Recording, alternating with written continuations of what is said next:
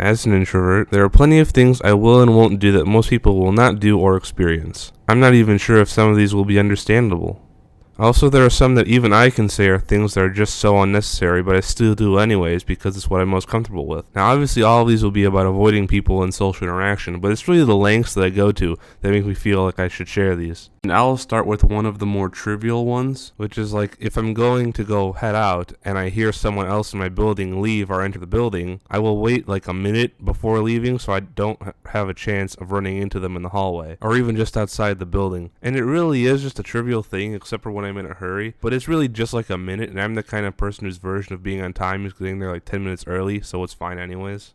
Another one I do that's pretty trivial is not going to the gym to exercise. I instead like to go for walks, naturally in places that are more sparse of people, which means I get to take in some fresh air and see nature. Even when I go on vacation, I naturally go away from people. Like when I went to Australia last year, one of my favorite things to do was go to the beaches and instead of hanging out on the sand, go out onto the rocks, and not just like barely, I mean like as far out or even further out from the beach as the surfers would go to wait for waves to catch. It also means I've acquired a little stationary bike and weights that I use when I don't feel like going outside because either really late, like it's dark out at night, or the weather just sucks. Another thing I choose to do at home instead of going out to do is eating and drinking.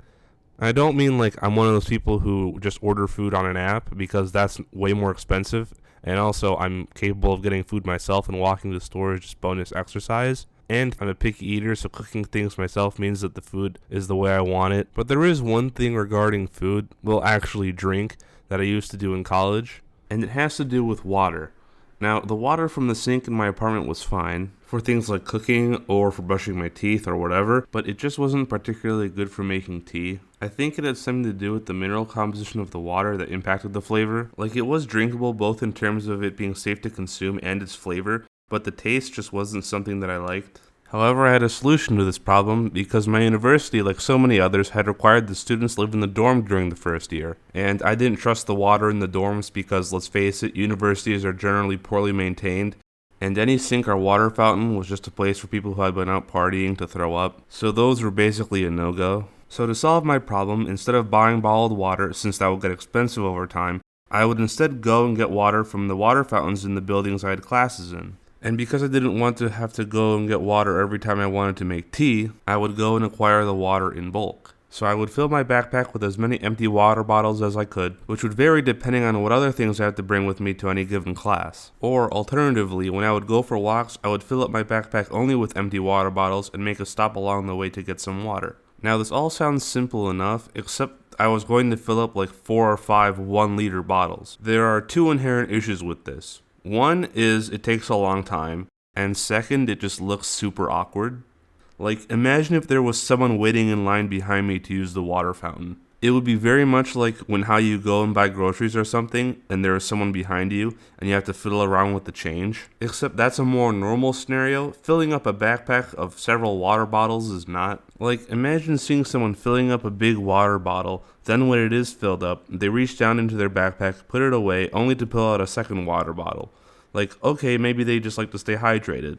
But then when that bottle fills up, they do it again, and they start filling up a third bottle. Like, okay, that's a bit much. But then there's a fourth, and maybe even a fifth. And the person seeing me do this could have been one of my classmates. And I wasn't particularly interested in being known as the excessive water hoarder or something, so I couldn't just go to the first water fountain I could find. I had to have some strategy to it.